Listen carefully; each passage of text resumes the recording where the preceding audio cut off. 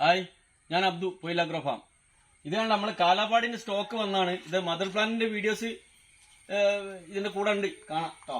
ഇത് കണ്ടോ, പിന്നെ കാലാപ്പാടി ഇതാ ഇപ്പം ഫ്ലവറിങ് ആവുക. അത് സെക്കൻഡ് ഫ്ലവറിങ് വരികയാണ്. ഇത് നല്ല തൈ.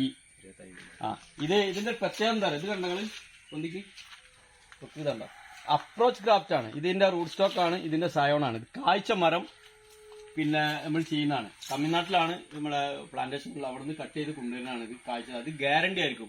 ഇതിന് 100% ഈ മദർ പ്ലാന്റിന് പിന്നെ ഇതിന്റെ മദർ പ്ലാന്റിന്റെ അതേ ഗുണം ഈ സയോൺ ഉണ്ടാവും. അതായത് കാലാപ്പാടി ആണെങ്കിൽ അതിന് ക്രോസ് വരില്ല. ഈ അപ്രോച്ച് ക്രാഫ്റ്റിന്റെ ഒരു പ്രത്യേകത അതാണ്. 100% ഇതന്നെ ആയിരിക്കും. നമ്മൾ സ്റ്റോൺ ബഡോ മറ്റുള്ള ബഡുകൾ ചെയ്യുമ്പോൾ ചെറിയൊരു വേരിയേഷൻ വരാൻ സാധ്യതയുണ്ട്. ഇത് 100% വേരിയേഷൻ വരില്ല. അപ്പം കഴിഞ്ഞ പ്ലാന്റ് ചെയ്യുകയാണെങ്കിൽ ഇങ്ങനത്തെ തന്നെ പ്ലാന്റ് ചെയ്യണം. ഇത് ഇങ്ങനത്തെ തൈയാണ്. ഇത് കാലാപ്പാടിയാണ്. കാലാപ്പാടി ഇപ്പൊ വന്നാണ്. ഇത് കണ്ടോ, ഇത് ഹിമാപസന്താണ്.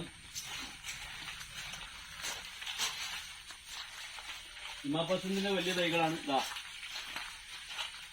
ഇത് ഹിമാപസന്താണ്. ഇത് സിന്ദൂരാണ്. അതായത് രത്നഗിരി ആപ്പൂസാണ്. ഇതെല്ലാം കളക്ഷൻ ഇപ്പൊ വന്നാണ്. 100% ഇതിന്റെ തൈകൾ അവൈലബിൾ ആണ്. നല്ല മഴക്കാലാണല്ലോ, ഇപ്പൊ വെച്ചു കൊടുക്കി. Okay, by.